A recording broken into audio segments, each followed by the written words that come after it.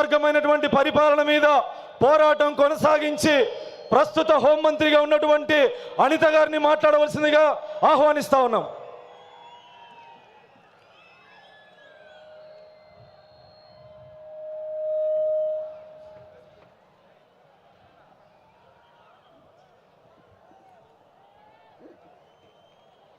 మా అందరికీ నమస్కారం. మండు టెండలో ఎండని సైతం లెక్క చేయకుండా ఒకానొక సందర్భంలో రాయలసీమ గడ్డ మీద పసుపు చొక్కా వేసుకున్నాడని వాడిని బెదిరించి కేసులు పెట్టిన నేపథ్యం నుంచి ఈరోజు ధైర్యంగా పసుపు చొక్కా వేసుకొని, పసుపు టోపీ పెట్టుకొని, పసుపు జెండా పట్టుకొని సుదూర ప్రాంతాల నుంచి నా నాయకుడు వచ్చాడని చెప్పి ఈరోజు గడప గడ్డ మీదకి వచ్చిన ప్రతి ఒక్క కార్యకర్తకి కూడా పేరు పేరున శిరస్సు వంచి పాదాభివందనం చేసుకుంటూ, కడపలో మహానాడు జరగటం అంటే చాలామంది ఆశ్చర్యపోయారు. నేను చేసి చూపిస్తా, కడప అన్నది ఎవడప్ప సొత్తు కాదు, ఇది తెలుగుదేశం పార్టీ అడ్డా అని ఆల్రెడీ నిరూపించున్నారు. ఆ కడపలోని ఈ రోజు వరకు మనం మహానాడు జరపలే, ఇక్కడ జరుపుకుందామని చెప్పి గౌరవ ముఖ్యమంత్రి వర్యులు నారా చంద్రబాబు నాయుడు గారు, అదేవిధంగా మన జాతీయ ప్రధాన కార్యదర్శి మనందరి నాయకుడు లోకేష్ బాబు గారు కంకణం కట్టుకొని ఈరోజు ఈ కార్యక్రమానికి శ్రీకారం చుట్టారు. సాధారణంగా 5 ఎలక్షన్లు అయిన తర్వాత, ముఖ్యమంత్రి అయిన తర్వాత ఒక 5 సంవత్సరాల గురించి ఆలోచించి రాబోయే ఎలక్షన్ల గురించి ఆలోచించేవాడిని పొలిటికల్ లీడర్ అంటారు. అదే ఆంధ్రప్రదేశ్ రాష్ట్రం గురించి, భవిష్యత్తు గురించి 20 సంవత్సరాల తర్వాత ఏం జరగబోతుందో ఆలోచించే వాళ్ళని విజనరీ లీడర్ అంటారు. అదే విజనరీ లీడర్ మన ఎదురుగా కనిపిస్తున్న 6 అడుగుల మన చంద్రబాబు నాయుడు గారు మన తెలుగుదేశం పార్టీకి నిలువెత్తు రూపంగా ఈరోజు మనం భావించుకోవాలి. ఎందుకో చెప్తున్నా, 75 ఏళ్ళ వయసు, 40 ఏళ్ళ రాజకీయ చతురత, 40 ఏళ్ళ రాజకీయ అనుభవం, ఈ రెండు మేళవించుకొని సుమారుగా 2047కి 2047కి ఈ రాష్ట్రం ముందుండాలి, ప్రపంచంలోనే మొట్టమొదటి స్థానంలో ఆంధ్రప్రదేశ్ రాష్ట్రం ఉండాలి. మేము ఉన్నా లేకపోయినా మన బిడ్డల గురించి, మన భవిష్యత్తు తరాల గురించి ఆలోచించిన ఏకైక నాయకుడు ప్రపంచంలో ఎవరైనా ఉన్నారంటే మనం గర్వంగా కాలు రెగరేసుకొని చెప్పుకోవచ్చు, నా నాయకుడు ఉన్నాడు, చంద్రబాబు నాయుడు గారు ఉన్నారు అని. ఆ చంద్రబాబు నాయుడు గారికి వేదిక సాక్షిగా నమస్కారాలు, ధన్యవాదాలు తెలియజేసుకుంటూ, ఈరోజు గత 5 సంవత్సరాలు కూడా వ్యవస్థలని నిర్వీర్యమైపోయి ఉపాధి అవకాశాలు లేక, ఉద్యోగ అవకాశాలు లేక మొత్తం యువత అంతా కూడా తప్పుదారి పట్టి, గాంజా మార్గాన్ని బట్టి ఉపాధి అవకాశాలు లేక అల్లాడుతుంటే ఆ యువతకి ఒక మార్గదర్శకం ఇవ్వాలి అని చెప్పి ఆ రోజుల్లో రౌడీ రాజకీయాలు జరిగే పరిస్థితుల్లో, సైకోల్ పాలన పరిపాలించే పరిస్థితుల్లో ఆ రోజు ఒక్కగానొక్క బిడ్డ ఈరోజు రోడ్డు మీదకి వచ్చి అవమానాలు ఎదుర్కొన్నాడు, అపహేళనలు ఎదుర్కొన్నాడు. ఒక పక్క తల్లిని అవమానించారు, ఒక పక్క తండ్రిని జైలుకి పంపించారు.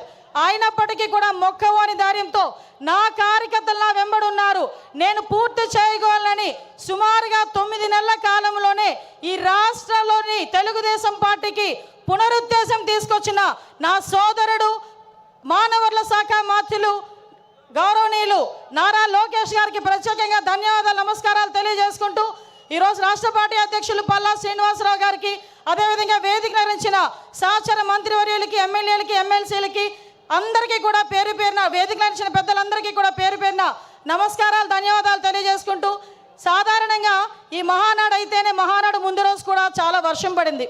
వర్షం పడితే చాలామంది లోపల తీన్మా డ్యాన్సులు వేసుకున్నారు అవతల పార్టీ వాళ్ళు. ఈ మహానాడు ఎలా అవుతుందో చూద్దాం, ఈ మహానాడు ఎలా అవుతుందో చూద్దామని. ఒక్కటి మాత్రం నిజం, ఆ మహానుభావుడు చంద్రబాబు నాయుడు గారి సంకల్ప బలం ముందు అన్నీది కూడా దిగదుడిపోయి, ప్రకృతి కూడా ఈరోజు మనకి సహకరించి 3 గంటల టైంలో ఇంత చల్లగా మనందరినీ కూడా ఇక్కడ ఆశీర్వదించిందంటే ప్రకృతి, ఈరోజు ఇది కూడా ఒక శుభ సూచకంగా దేవుని స్క్రిప్ట్ కింద భావించాల్సిన పరిస్థితి. గత 5 సంవత్సరాలు చూసాం, విధ్వంసంతో స్టార్ట్ అయింది, ప్రజావేదిక విధ్వంసంతో స్టార్ట్ అయింది, అనేక కేసులు పెట్టించుకున్నాం, అనేక రకాల జైళ్ళకి వెళ్ళాం, అభివృద్ధిలో శూన్యమైపోయింది, 20 సంవత్సరాలు వెనక్కి వెళ్ళింది. అభివృద్ధిలో ఎందుకు ముందుకు రాలేకపోయింది అంటే శాంతి భద్రతల మీద వాళ్ళకి పట్టు లేక, కనీసం వాళ్ళ భద్రత మీద వాళ్ళు కనీసం శ్రద్ధ చూపకపోవడం వల్ల ఈరోజు మళ్ళీ అదే శాంతి భద్రతల మీద భద్రత మీద శ్రద్ధ చూపించారు కాబట్టి మన నాయకుడి మీద ఉన్న నమ్మకంతో ఈరోజు అనేకమైన కంపెనీలు ఈరోజు వస్తున్నాయి. ఇంతకుముందు రాయలసీమ గురించి ఫ్యాక్షనిజం గురించి మాట్లాడుకునే పరిస్థితి నుంచి ఈరోజు ఉపాధి అవకాశాలు, ఫ్యాక్షన్లోని చాలా మంది ప్రాణాలు కోల్పోతూ ఉంటే అటువంటి వాళ్ళు ప్రాణాలు కోల్పోకూడదని ఫ్యాక్షనిజాన్ని సమూలంగా ఆ రోజు నాశనం చేసి ఈరోజు అదే కత్తి పట్టిన చేత్తోనే ఉపాధి అవకాశాలు కల్పించిన పరిస్థితి.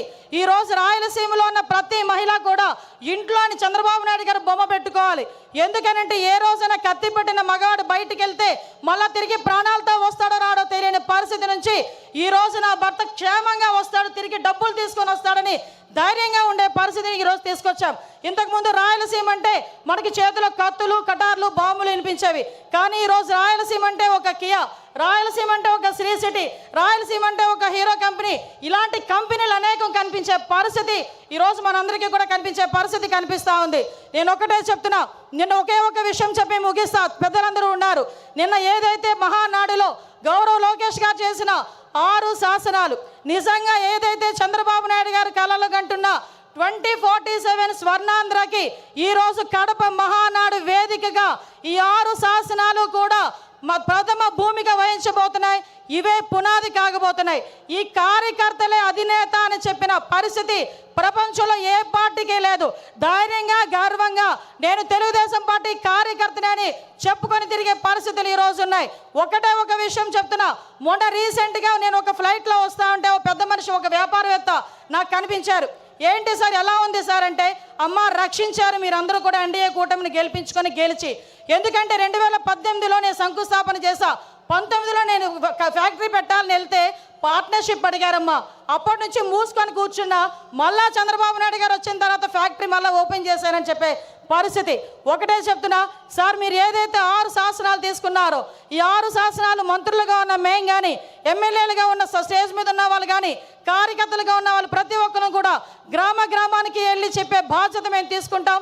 మీరు కలలుగా 2047 విజన్ ఏదైతే ఉందో ఆ విజన్ని పరిపూర్ణంగా ముందుకు తీసుకెళ్లే విధంగా, మరీ ముఖ్యంగా గుంట నక్కలు చేరకుండా ఉండే బాధ్యత కూడా కార్యకర్తలుగా మనందరం కూడా తీసుకోవాల్సిన బాధ్యత ఉంది. మళ్ళీ 5 సంవత్సరాల తర్వాత నేను వస్తా అని కలలుగనే వాళ్ళకి మొన్నటితోనే ఆఖరి రోజు పులి స్టాప్ పడే పరిస్థితి, మళ్ళీ ఇలాంటి గుంట నక్కలు మన దగ్గరికి చేరకుండా ఉండే పరిస్థితి కూడా మనం తెచ్చుకోవాలని మనస్ఫూర్తిగా కోరుకుంటూ, ఇప్పటి నుంచే 2029 ఎన్నికలకి కూడా ఇప్పటి నుంచే పని చేయాలని ప్రతి కార్యకర్తకి కూడా తెలియజేసుకుంటూ, ఈ మహావేదికగా మీ అందరికీ నాకు ఇక్కడ మాట్లాడే అవకాశం కలగజేసినందుకు ప్రత్యేకంగా గౌరవ ముఖ్యమంత్రి వర్యులకి, నారా చంద్రబాబు నాయుడు గారికి, లోకేష్ బాబు గారికి అందరికీ కూడా ధన్యవాదాలు, నమస్కారాలు తెలియజేసుకొని సెలవు తీసుకుంటున్నా. జై హింద్, జై తెలుగుదేశం. అనిత గారికి ధన్యవాదాలు. పోలీస్ అధికారులకు విజ్ఞప్తి, రోడ్డు మీద వచ్చేటువంటి తెలుగుదేశం పార్టీ కార్యకర్తల్ని అనుమతించాల్సిందిగా విజ్ఞప్తి చేస్తా ఉన్నాం. మీరు అక్కడి నుంచి వెనక్కి పంపుతున్నారని సమాచారం వచ్చింది.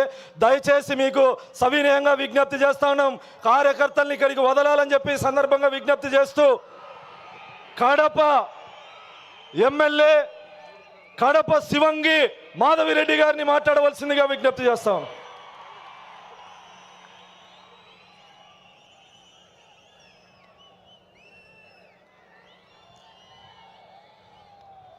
తిరుమలేసుని తొలి గడపైన కడపలో ఈ తెలుగుదేశం పార్టీ పెద్ద పండుగ మహానాడు 2025 జరగడం అనేది